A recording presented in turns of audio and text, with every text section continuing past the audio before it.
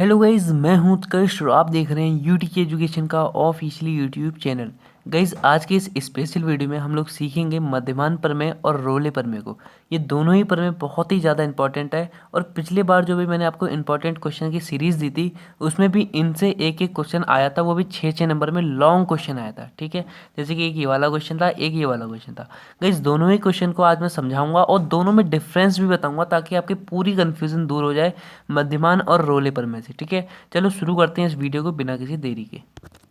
देखो गाइस, कहीं हमको मध्यमान प्रमेय और रोले प्रमेय को समझना है ना, तो हमको सबसे पहले ये समझना होगा कि हमें इस जो क्वेश्चन बन के आएगा इसमें क्या क्या मिलेगा। तो कभी भी आपको मध्यमान प्रमेय प्रूफ करने के लिए आ जाए चाहे रोले प्रमेय प्रूफ करने के लिए आ जाए, आपको हमेशा एक फंक्शन और एक क्या कहते हैं अंतराल, कहने का मतलब एक तरह से बिंदु जरूर दिए जाएंगे। ठीक है, जैसे कि मैं यहाँ पे आपको क्वेश्चन में भी दिखाता हूँ। ये जो दो क्वेश्चन मैंने आपको इस सीरीज में दिए थे, इस पे देखो एक फंक्शन दे रखा है, एक यहाँ पे कुछ तरह से अंतराल यानी एक बिंदु टाइप में कुछ दे रखा है। ठीक है, तो एक फंक्शन और एक बिंदु आप समझ सकते हैं जरूर दिया होगा। ठीक है, यहाँ भी आप दे सकते हैं ये एक फंक्शन दे रखा है और ए और बी के मान दे रखे हैं जो कि यहाँ पे कोष्टक में बिंदु के रूप में काम करेंगे, है ना। मतलब एक बिंदु और एक फंक्शन, चाहे आपको मध्यमान प्रमेय प्रूफ करनी हो चाहे आपको यहाँ पे रोले प्रमेय प्रूफ करनी हो, ये दोनों चीज़ें जरूर दी जाएंगी।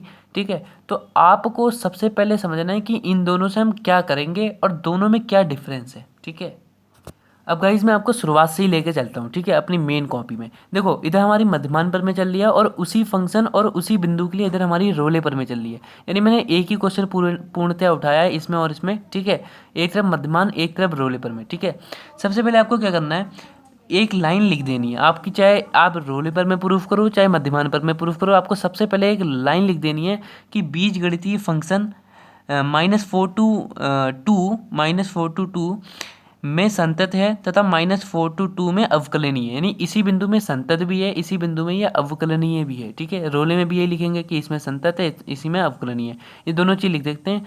बीजगणितीय फंक्शन, फंक्शन को हम फलन भी कह सकते हैं। ठीक है, अब जब इतनी आप लाइन लिख दो, चाहे आप ये प्रूफ कर रहे हो चाहे आप ये प्रूफ कर रहे हो, तो सबसे पहले हम मध्यमान को देख लेते हैं, फिर कंपेरिजन कर लेंगे दोनों में क्या चीज़ें हैं। ठीक है, देखो सबसे पहले आपको जो यहाँ पे फंक्शन दिया है ना, इसका आपको यहाँ पे d/dx करना, मतलब अवकलन कर देना है, डैश कर देना है उसका। ठीक है, तो यहाँ डैश करेंगे तो x² का 2x हो जाएगा और 2x का 2 हो जाएगा और 8 का तो 0 हो जाएगा, तो मतलब 2x + 2 आ जाएगा इसका अवकलन करने पर। ठीक है, तो f' ये आ जाएगा आपका।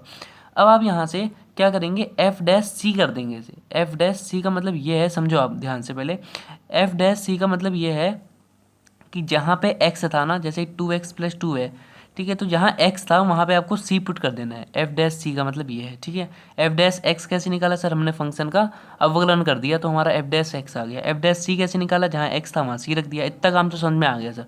अब यहाँ पे एक काम और करना है, यहाँ पे f' जो ये आपका फंक्शन बना था, नया फंक्शन बन गया अवकलन करने के बाद, इसमें आपको a की वैल्यू रखनी है। a का मान भी आपको यहाँ पे देखो, मैं बताता हूँ a और b क्या है। जैसे कि यहाँ पे आपको जो बिंदु दिया होगा ना, बिंदु कभी कभी ऐसे देता है कि a = 1, b = 2, मतलब यहाँ पे देगा -4 and 2, b = 2, ऐसे कभी कभी लिख के दे देगा, कभी कभी ऐसे बिंदु बना के दे देगा। तो उसमें a और b की वैल्यू आपको खुद ही देखनी होगी क्या है। तो यहाँ a और b की वैल्यू आपकी, यहाँ पे a की वैल्यू -4 है और b की वैल्यू 2 है। ठीक है, अपने आप ही आपने देख लिया a और b की वैल्यू क्या है। ठीक है, तो यहाँ पे f' और f' यानी इसी फंक्शन में a का मान एक बार -4 रखोगे और b मतलब एक बार 2 रखोगे, x का मान। ठीक है, कहने का मतलब समझ रहे हो आप। यानी f' का मतलब क्या है, f' -4, क्योंकि a का मान -4 है। और f' का मतलब क्या है, f'2 मतलब यहाँ पे x का मान 2 रखोगे, -4 का मतलब x का मान -4 रखोगे। तो यानी आपको f' का कुछ मान मिलेगा, f' का भी कुछ मान मिलेगा। अब एक बहुत ज़्यादा इंपॉर्टेंट बात गाइस ये है कि आपको आपको रोले प्रमेय के लिए कोई भी फॉर्मूला नहीं दिया जाता है, सिर्फ मध्यमान प्रमेय प्रूफ करने के लिए एक फॉर्मूला होता है। कहीं आपको रोले प्रमेय प्रूफ करनी है तो आपको इसमें कोई फॉर्मूला रिक्वायर्ड नहीं है, बट मध्यमान प्रमेय कहीं आपको प्रूफ करनी है तो एक फॉर्मूला होता है, f' = f' एंड -f'(a)/b-a। ठीक है, और a और b की तो वैल्यू दे रखी है तो b - a ऐसे कर लेंगे। और f' और f' की वैल्यू मैंने अभी आपको बताई कैसे निकालते हैं। यहाँ पे देखो f' की वैल्यू आपकी कुछ आ जाएगी, f' की वैल्यू कुछ आ जाएगी, इसी फंक्शन में रख के। ठीक है, इन दोनों वैल्यूज़ को आपको f' वाले फॉर्मूले में लगाना है। ठीक है, f' वाला क्या फॉर्मूला था, ये है मध्यमान प्रमेय का ही फॉर्मूला है। देख लो, मध्यमान प्रमेय का ही फॉर्मूला है कि f' - f'(a)/b - a। ठीक है, मतलब आपको ये कहना है, ये देखना है जिसका डैश ऊपर माइनस हो रहा है ना, पहले आ रहा है वही नीचे आ जाएगा। मतलब एफ डैश बी है ना तो यहाँ बी आ जाएगा, माइनस है ना तो यहाँ भी माइनस आएगा, एफ डैश ए है ना तो नीचे ए आ जाएगा। ठीक है, बहुत सस्ता सा बिल्कुल सरल सा फॉर्मूला है। अब दोनों के मान आपको यहाँ पता है, एफ डैश सी आप लगाओगे तो यहाँ पे एफ डैश सी क्या हो जाएगा, देखो इसका मान तो 6 है। ठीक है, और वहाँ पे फॉर्मूले में भी रिक्वायर्ड माइनस था और ये भी माइनस का है, तो माइनस माइनस प्लस 6 आ गया एक, और अपॉन नीचे करके बी माइनस ए था, तो बी की वैल्यू क्या है, एक सेकेंड थोड़ा सा मिस्टेक हो रही है, यहाँ पे a माइनस बी होगा। ठीक है, थोड़ा सा फॉर्मूला रिक्वायर्ड आपका गलत हो रहा है, यहाँ पे a माइनस बी होगा, ये आप थोड़ा ध्यान देना, उल्टा होता है, जैसे F dash B minus F dash A है तो यहाँ पे a माइनस बी, जो ऊपर b है तो नीचे a आ जाएगा, ये समझ लो आप। ठीक है, तो यहाँ पे आप देखेंगे तो b माइनस ए का मतलब a माइनस बी का मतलब क्या है, a का मान -4 है तो -4, -2 क्योंकि माइनस बी है तो -2, तो -4 -2 क्या हो जाएगा, -6 हो जाएगा, ऊपर 12 आ जाएगा, तो -2 आ जाएगी किसकी वैल्यू, एफ डैश सी। अच्छा सर, रियलिटी में एफ डैश सी क्या है था, देखो थोड़ा सा कॉम्प्लिकेटेड है, क्योंकि भाई 6 नंबर कोई देगा आपको तो ऐसे ही नहीं देगा, थोड़ा सा आप थोड़ा दिमाग लगाओगे ना आराम से हो जाएगा, बिल्कुल सस्ती सी है पर में। ठीक है, अब आप यहाँ पे क्या करेंगे, एफ डैश सी की वैल्यू 2c+2 आई थी, इसको आप -2 के इक्वल रखेंगे, क्योंकि ये भी एक तरह से एफ डैश सी है और ये भी एक तरह से एफ डैश सी था, तो ये चीज़ और ये चीज़ आपस में बराबर हो जाएगी, तो sir 2c+2 is equal to -2 आ जाएगा, और यहाँ से आपको c की वैल्यू मिल जाएगी गाइस, जैसे कि यहाँ -2 मिल गई। अब देखो मध्यमान प्रमेय का आप मतलब भी समझो पहले, मध्यमान प्रमेय का मतलब क्या है, मध्य में आने वाला, यानी बीचों बीच में आने वाला। तो जो आपको अंतराल दे रखा था ना, जो बिंदु दे रखे थे -2 से लेके 2, यानी -2 -3 माइनस नहीं -4 से लेके 2, इसका मतलब क्या है, -4 -3 -2 -1 0 1 एंड 2, इसके बीच में ही सी की वैल्यू आनी चाहिए कहीं ना कहीं। देखो -2 कहाँ पे आएगा, -2 देखो -4 -3 और फिर -2, मतलब इनके बीच में आएगा जो अंतराल दे रखा है, तो मध्यमान प्रमेय प्रूफ हो गई कि सी की जो वैल्यू आई इनके मध्य में है, यही इसी को तो प्रूफ करना था आपको।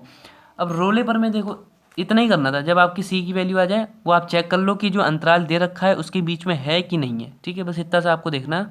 तो देख लिया हमने भाई -4 से और 2 के बीच में ही आ रहा है -2 का मान, तो लो मध्यमान प्रमेय प्रूफ हो गई, बिल्कुल छोटी सी। अब देखो एफ डैश एक्स और एफ डैश सी तक का काम तो आप यहाँ पे जैसे करते थे वैसे ही करोगे। यहाँ पे जब कोई फॉर्मूला ही नहीं है रोले प्रमेय के लिए, तो आप एफ डैश सी को ही 0 कर दोगे, मतलब 2c+2 इज इक्वल टू 0 कर दोगे सिंपल से, तो आपको सी की वैल्यू मिल जाएगी।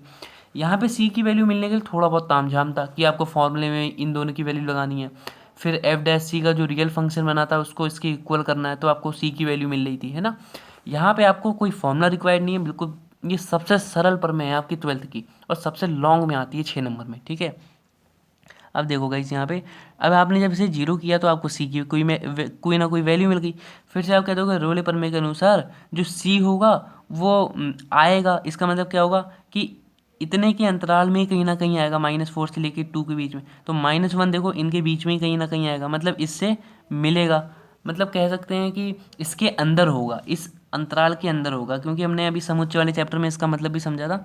कोई भी अवयव किसी अंतराल के बाहर लगा हुआ है, इसका मतलब कहीं उसके बीच में वाला साइन है तो वो उसके अंदर होता है। ठीक है, तो यहाँ पे एफ डैश सी है, इसलिए रोले पर में यहाँ पे आपकी सत्यापित होती है, क्योंकि -1 भी इनके कहीं ना कहीं बीच में आएगा अंतराल के। ठीक है, तो आपको सी की वैल्यू निकालनी है, मेन चीज़ है, दोनों ही प्रमेय में मध्यमान हो चाहे रोले हो, दोनों में आपको सी की वैल्यू निकालनी है गाइस। ठीक है, अब मैं आपको बताता हूँ कि आप कौन सा क्वेश्चन अपने आप से करोगे। देखो गाइस यहाँ पे मैंने आपको ये वाला क्वेश्चन तो करवा दिया है, ठीक है, दोनों के लिए करवा दिया, यही क्वेश्चन यहाँ रोले के लिए दे रखा, खाली मैंने इसी में मध्यमान भी करा दिया, रोले भी करवा दी। ठीक है, अब आप नीचे वाला क्वेश्चन है ना जो, ये आप मध्यमान भी कर लो इसके लिए, रोले भी कर लो, आपके 6 नंबर कहीं नहीं गएंगे, इस पक्के हैं बिल्कुल, और इस बार हो भी सकता है यूपी बोर्ड में स्पेशली ये क्वेश्चन आ जाए। ठीक है, तो जो ये बिल्कुल कर लेना यार, बिल्कुल है ना, आराम से करना, कुछ समझ ना आया हो एक बार वीडियो को प्लीज़ यार पीछे करके थोड़ा सा देखना, और तब भी कुछ ना समझ में आए प्लीज़ यार कमेंट कर देना, आपका कमेंट का रिप्लाई मैं खुद दूंगा। ठीक है, हर एक कमेंट का रिप्लाई होगा, आप खाली कमेंट करो